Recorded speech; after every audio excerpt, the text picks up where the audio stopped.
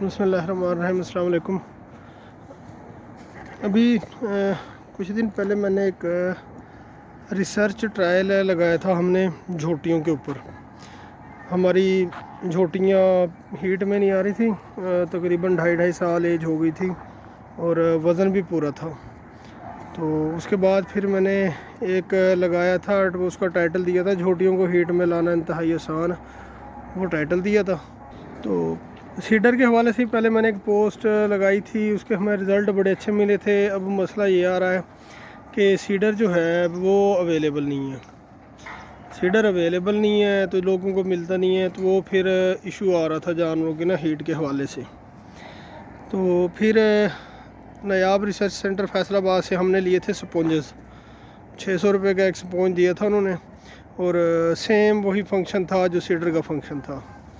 तो उसके अंदर हमने झोटियाँ सेलेक्ट की थी, वो वाली जो बिल्कुल ही नॉन साइक्लिक थी।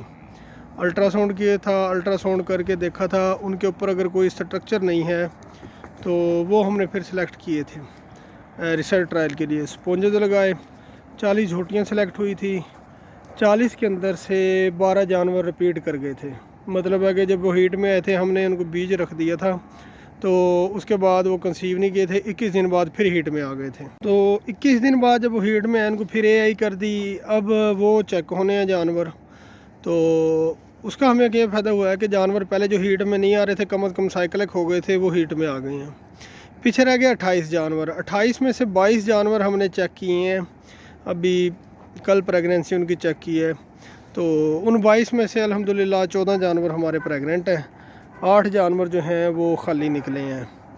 अब हमें तो रिज़ल्ट इसके बहुत ही ज़्यादा अच्छे लगे हैं, क्योंकि जानवर एक तो थे भी साइकिलिक बिल्कुल, जो हीट में नहीं आ रहे थे।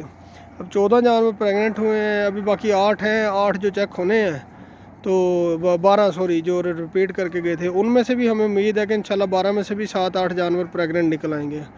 तो ये अब मैं 1-2 दिन तक कंफर्म करूँगा कि क्या कमर्शियली लेवल पे भी ये स्पॉन्जेस अवेलेबल हैं। मेरे एक बहुत ही अच्छे कुलीग थे, डॉक्टर शहजाद, वो ये स्पॉन्जेस बना रहे हैं। और मैं ठीक 1-2 दिन तक स्पॉन्जेस की अवेलेबिलिटी पता करके, तो जो प्रोटोकॉल हमने लगाया था वो सारा मैं इंशाल्लाह आपके साथ शेयर करता हूँ। वो बेशक भैंसों को लगाएं, झोटियों को लगाएं, अगर नए जानवर हीट में आ रहे तो कोई इशू ही नहीं है। कम अज़ कम ये है कि 65 से 70% उसके अगर हमें रिज़ल्ट मिल जाते हैं, ये भी बहुत अच्छे हैं। और हमने चूँकि एसाइक्लिक जानवरों को लगवाया था, अल्ट्रासाउंड के ज़रिए हमें पता चल गया था कि ये जानवर हीट में नहीं आने वाले। तो उनमें अगर इतना रिज़ल्ट है, अगर आपके कोई जानवर है, अब अगर अल्ट्रासाउंड की फैसिलिटी है नहीं, वरना साइकिलिक तो काफ़ी होंगे, उनमें उनके रिज़ल्ट मज़ीद बहुत अच्छे होंगे। और दूसरा ये है कि इसकी अवेलेबिलिटी भी इंशाल्लाह अब आसान हो जाएगी।